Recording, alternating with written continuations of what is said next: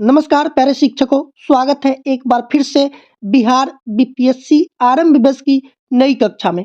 आज की कक्षा में हम बात करने वाले हैं इंडियन पॉलिटी, जिसमें हम बात करेंगे 85 ऐसे महत्वपूर्ण प्रश्न का जो आपके बिहार शिक्षक भर्ती एग्जाम के लिए महत्वपूर्ण साबित होने वाले हैं। तो चलिए वीडियो को करते शुरू। वीडियो शुरू करने से पहले यदि आपको वीडियो अच्छा लगे तो प्लीज़ वीडियो को लाइक कर दीजिएगा और चैनल पर पहली बार आए हैं तो एक सब्सक्राइब जरूर कीजिएगा। तो चलिए देखते हैं आज का पहला प्रश्न।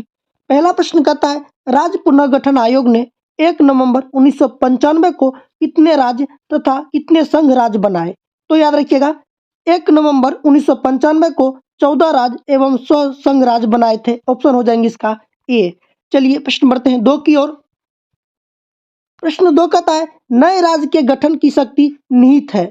नए राज्य के गठन की शक्ति किसके पास होती है? तो याद रखिएगा संसद के पास। ऑप्शन हो जाएंगे इसका ए। चलिए प्रश्न बढ़ते हैं 3 की ओर। प्रश्न 3 कहता है, संविधान के प्रथम अनुच्छेद के अनुसार भारत है। संविधान के प्रथम अनुच्छेद कहता है भारत जो है राज्यों का संघ है। ऑप्शन हो जाएंगे इसका ए। चलिए प्रश्न बढ़ते हैं 4 की ओर। प्रश्न 4 कहता है, भारतीय संघ के अंतर्गत किसी राज्य को मिलाने का अधिकार किसे है? किसी भी राज्य को मिलाने का अधिकार संसद को है। राज्य में परिवर्तन करने का अधिकार संसद को है। ऑप्शन हो जाएंगे इसका सी। चलिए प्रश्न बढ़ते हैं 5 की ओर। प्रश्न 5 कहता है, आंध्र प्रदेश एक भाषाई राज्य के रूप में कब गठित किया गया? आंध्र प्रदेश भाषाई राज्य के रूप में 1953 ईस्वी में गठित किया गया था। ऑप्शन हो जाएंगे इसका बी। चलिए प्रश्न बढ़ते हैं 6 की ओर।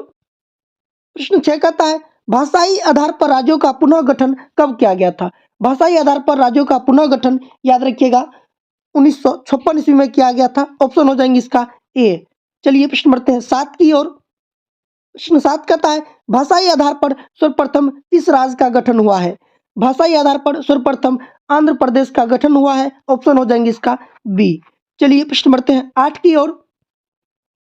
प्रश्न 8 कहता है, दिल्ली है। दिल्ली याद रखिएगा एक केंद्र शासित प्रदेश है। ऑप्शन हो जाएंगे इसका बी। चलिए प्रश्न बढ़ते हैं 9 की ओर। प्रश्न 9 कहता है, भारत में कितने केंद्र शासित प्रदेश हैं? तो भारत में याद रखिएगा 8 केंद्र शासित प्रदेश हैं। ऑप्शन हो जाएंगे इसका सी। और राज्य की बात करें तो 28 राज्य है। चलिए प्रश्न बढ़ते हैं 10 की ओर। प्रश्न 10 कहता है, निम्नलिखित में से कौन संघ राज्य क्षेत्र नहीं है? तो गोवा जो ये संघ राज्य क्षेत्र नहीं है। ऑप्शन हो जाएंगे इसका सी। चलिए प्रश्न बढ़ते हैं 11 की ओर। प्रश्न 11 कहता है, भारतीय संविधान में कितने भाग है? भारतीय संविधान में याद रखिएगा 22 भाग है। ऑप्शन हो जाएंगे इसका सी। चलिए प्रश्न बढ़ते हैं 12 की ओर। प्रश्न 12 कहता है, वर्तमान में भारतीय संविधान में कुल कितने अनुच्छेद और अनुसूचियां हैं? तो याद रखिएगा वर्तमान में 444 अनुच्छेद और 12 अनुसूचियां हैं। ऑप्शन हो जाएंगे इसका डी। चलिए प्रश्न बढ़ते हैं 13 की ओर। प्रश्न 13 कहता है, भारत राज्यों का डैश है। भारत राज्यों का संघ है। ऑप्शन हो जाएंगे इसका बी। चलिए प्रश्न बढ़ते हैं 14 की ओर। प्रश्न 14 कहता है, सिक्किम भारत का एक राज्य बनाया था। सिक्किम को जो है भारत में कब मिलाया था? कौन से संशोधन के द्वारा? तो याद रखिएगा 35वां संशोधन के द्वारा मिलाया गया था। ऑप्शन हो जाएंगे इसका सी। चलिए प्रश्न बढ़ते हैं 15 की ओर। प्रश्न 15 कहता है, संविधान के किस अनुच्छेद के अंतर्गत भारतीय संसद को नया राज्य बनाने का अधिकार है? तो अनुच्छेद 2 के तहत। ऑप्शन हो जाएंगे इसका बी। चलिए प्रश्न बढ़ते हैं 16 की ओर। प्रश्न 16 कहता है, भारतीय संविधान निम्न में से कौन सी नागरिकता प्रदान करती है? भारतीय संविधान जो है एकल नागरिकता प्रदान करती है। ऑप्शन हो जाएंगे इसका बी। चलिए प्रश्न बढ़ते हैं 17 की ओर। प्रश्न 17 कहता है, भारत की नागरिकता कहां से लिया गया है? भारत की नागरिकता जो है ब्रिटेन से लिया गया है। ऑप्शन हो जाएंगे इसका सी। नागरिकता के बारे में भाग संख्या 2 में है। चलिए प्रश्न बढ़ते हैं 18 की ओर। प्रश्न 18 कहता है, निम्नलिखित में से कौन सा मंत्रालय भारत में नागरिकता से संबंधित है? याद रखिएगा गृह मंत्रालय है। ऑप्शन हो जाएंगे इसका सी। चलिए प्रश्न बढ़ते हैं 19 की ओर। प्रश्न 19 कहता है, भारत की नागरिकता में पहली बार संशोधन कब किया गया था? भारत की नागरिकता में पहली बार संशोधन 1986 ईस्वी में किया गया था। ऑप्शन हो जाएंगे इसका सी। चलिए प्रश्न बढ़ते हैं 20 की ओर। प्रश्न 20 कहता है, समानता का अधिकार संविधान के किस अनुच्छेद में है? समानता का अधिकार अनुच्छेद 14 में है। ऑप्शन हो जाएंगे इसका बी। चलिए प्रश्न बढ़ते हैं 21 की ओर। प्रश्न 21 कहता है संपत्ति के मौलिक अधिकार को कब समाप्त किया गया? संपत्ति के मौलिक अधिकार को 44वें संशोधन द्वारा 1978 ईस्वी में समाप्त किया गया था। ऑप्शन हो जाएंगे इसका ए। चलिए प्रश्न बढ़ते हैं 22 की ओर। प्रश्न 22 कहता है संविधान के किस अनुच्छेद द्वारा अस्पृश्यता उन्मूलन किया गया है? तो अनुच्छेद 17 के तहत। ऑप्शन हो जाएंगे इसका सी। चलिए प्रश्न बढ़ते हैं 23 की ओर। प्रश्न 23 कहता है भारत के संविधान के किस भाग में नागरिकता से संबंधित और उसके प्रावधानों को पाते हैं? तो भाग संख्या 2 में। ऑप्शन हो जाएंगे इसका ए। चलिए प्रश्न बढ़ते हैं 24 की ओर। प्रश्न 24 कहता है भारत में नागरिकता प्राप्त करने की कितनी विधियां हैं? भारत में नागरिकता प्राप्त करने की जो विधि है वो है 5 विधि। ऑप्शन हो जाएंगे इसका सी। चलिए प्रश्न बढ़ते हैं 25 की ओर। प्रश्न 25 कहता है मैग्ना कार्टा किसे कहा जाता है? मैग्ना कार्टा याद रखिएगा मूल अधिकार को कहा जाता है। ऑप्शन हो जाएंगे इसका बी। चलिए प्रश्न बढ़ते हैं 26 की ओर। प्रश्न 26 कहता है मूल अधिकार किस देश से लिया गया है? मूल अधिकार जो है याद रखिएगा संयुक्त राज्य अमेरिका से लिया गया है। ऑप्शन हो जाएंगे इसका बी। चलिए प्रश्न बढ़ते हैं 27 की ओर। प्रश्न 27 कहता है मूल अधिकार का परिभाषा कौन सा अनुच्छेद में दिया गया है? मूल अधिकार का परिभाषा जो है अनुच्छेद 13 में है। ऑप्शन हो जाएंगे इसका ए। चलिए प्रश्न बढ़ते हैं 28 की ओर। प्रश्न 28 कहता है भारतीय संविधान के किस अनुच्छेद के अंतर्गत नागरिकों को मौलिक अधिकार प्रदान किए गए हैं? याद रखिएगा अनुच्छेद 12 से 35 तक। ऑप्शन हो जाएंगे इसका बी। मूल अधिकार की परिभाषा भाग संख्या 3 में है। चलिए प्रश्न बढ़ते हैं 29 की ओर। प्रश्न 29 कहता है संविधान के किस अनुच्छेद में कानून का समान संरक्षण प्रावधानित है? तो याद रखिएगा कानून का समान संरक्षण जो है अनुच्छेद 14 में है। ऑप्शन हो जाएंगे इसका ए। चलिए प्रश्न बढ़ते हैं 30 की ओर। प्रश्न 30 कहता है भारतीय संविधान का कौन सा अनुच्छेद जाति धर्म लिंग पर प्रतिबंध लगाता है? अनुच्छेद 15 जो है जाति धर्म लिंग पर प्रतिबंध लगाता है। ऑप्शन हो जाएंगे इसका बी। चलिए प्रश्न बढ़ते हैं 31 की ओर। प्रश्न 31 कहता है भारतीय संविधान का कौन सा अनुच्छेद में लोक नियोजन की चर्चा किया गया है? तो याद रखिएगा अनुच्छेद 16 में। ऑप्शन हो जाएंगे इसका ए। चलिए प्रश्न बढ़ते हैं 32 की ओर। प्रश्न 32 कहता है भारतीय संविधान के अनुच्छेद 17 का संबंध है। अनुच्छेद 17 का जो संबंध है वो है अस्पृश्यता उन्मूलन से। ऑप्शन हो जाएंगे इसका ए। चलिए प्रश्न बढ़ते हैं 33 की ओर।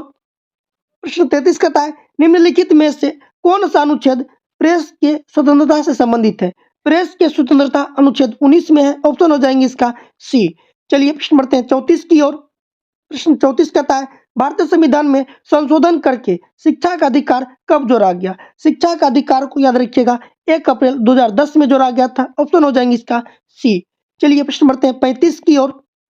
प्रश्न 35 कहता है भारतीय संविधान का अनुच्छेद 21 का क संबंधित है। 21 का क जो है निःशुल्क शिक्षा का अधिकार से संबंधित है। ऑप्शन हो जाएंगे इसका सी। चलिए प्रश्न बढ़ते हैं 36 की ओर। प्रश्न 36 कहता है भारतीय संविधान अनुच्छेद 25 का संबंध है। भारतीय संविधान में जो अनुच्छेद 25 का संबंध किससे है? तो याद रखिएगा धर्म की स्वतंत्रता से है। ऑप्शन हो जाएंगे इसका डी। चलिए प्रश्न बढ़ते हैं 37 की ओर। प्रश्न 37 कहता है संपत्ति के मौलिक अधिकार को कब समाप्त किया गया? संपत्ति के मौलिक अधिकार को 44वां संशोधन द्वारा 1978 में समाप्त किया गया था। ऑप्शन हो जाएंगे इसका ए। चलिए प्रश्न बढ़ते हैं 38 की ओर।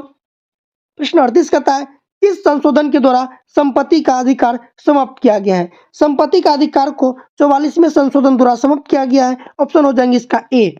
चलिए प्रश्न बढ़ते हैं 39 की ओर। प्रश्न 39 कहता है संविधान में मौलिक अधिकारों को लागू करने की शक्ति दी गई है। संविधान में मौलिक अधिकारों को लागू करने की शक्ति जो है सर्वोच्च न्यायालय और उच्च न्यायालय को है। ऑप्शन हो जाएंगे इसका डी। चलिए प्रश्न बढ़ते हैं 40 की ओर। प्रश्न 40 कहता है संविधान के कौन सा भाग में राज्य की नीति निर्देशक तत्व दिया गया है? तो भाग संख्या 4 में। ऑप्शन हो जाएंगे इसका बी। चलिए प्रश्न बढ़ते हैं 41 की ओर। प्रश्न 41 कहता है भारतीय संविधान में राज्य के नीति निर्देशक तत्व को किस देश के संविधान से लिया गया है?